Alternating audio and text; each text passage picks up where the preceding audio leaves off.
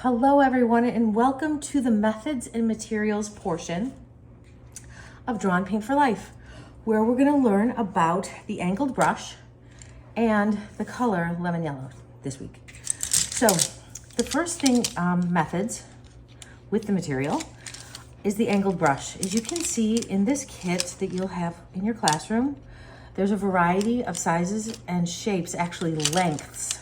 See how the tines of this brush are longer than this one? Okay, this one's a 14 and this one is a 16. You'll notice that they have numbers on them, and that just tells you how usually how wide they are. And obviously it's called an angled brush because the top part is angled.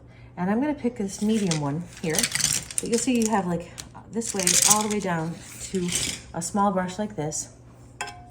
And we're gonna look and see what different marks we can make, because painting is essentially mark making. A nice, beautiful line that varies in width from very thin to nice and wide. You modulate this by how much paint you put on, how hard you press to see how wide you can make your mark, okay?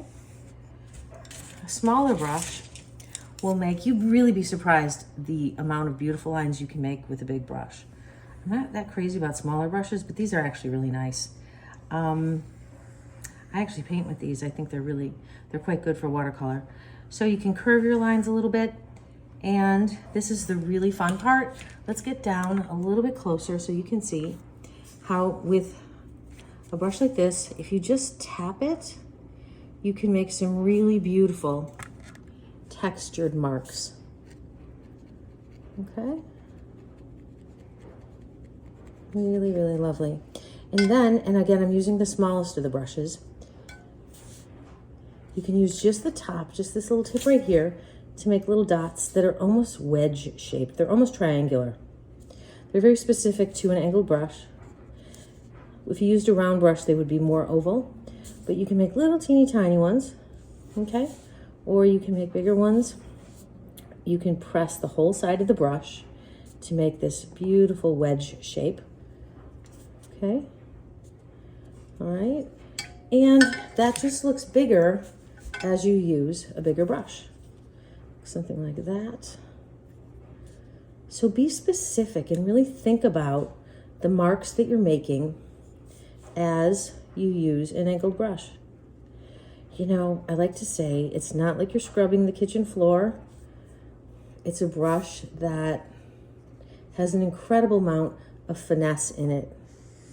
And you can bring an inordinate amount of beauty and texture and line and depth to your paintings just by being inventive with a simple single brush.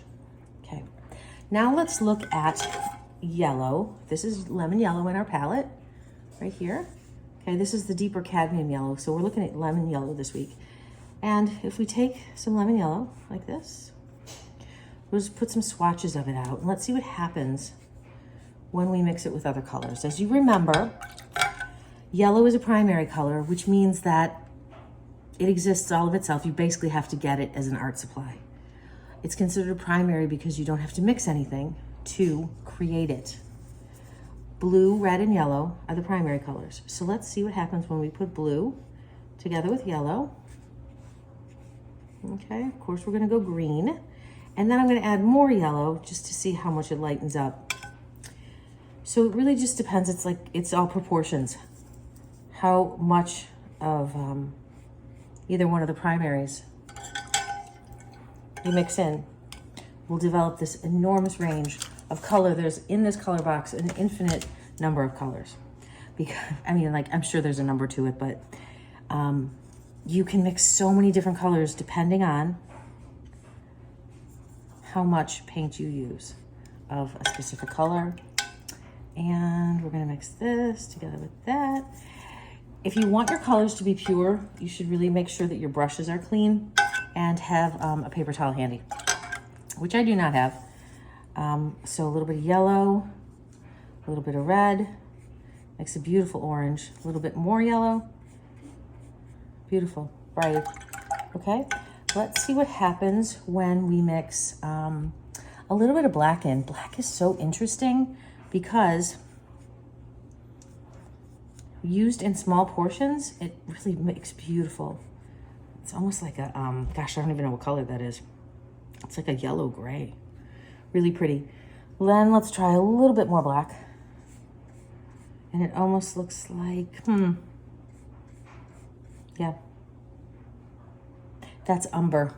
It's called umber. It's a brownish color. So black and yellow can make a brown umber. Then, as kind of a final one, let's see what happens, just for fun, when we mix yellow and pink. Okay, a little bit of yellow, a little bit of pink. Goes kind of orangey. Very interesting. Let's put a little bit more pink in it. Wow. So a color is considered a tertiary color when there are more than two colors, when there are 3 or more colors. And then let's do purple. So we've got this beautiful kind of like royal purple right here. And we're gonna put it here and see what happens when we mix in a little bit of yellow.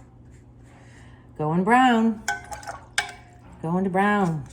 A bit more yellow, a little bit purple. So there you go. Wonderful. So enjoy mixing the colors, enjoy using the angled brush in a way that expands your artistic vocabulary. Thank you, children. See you in class. Have a great day. Bye-bye.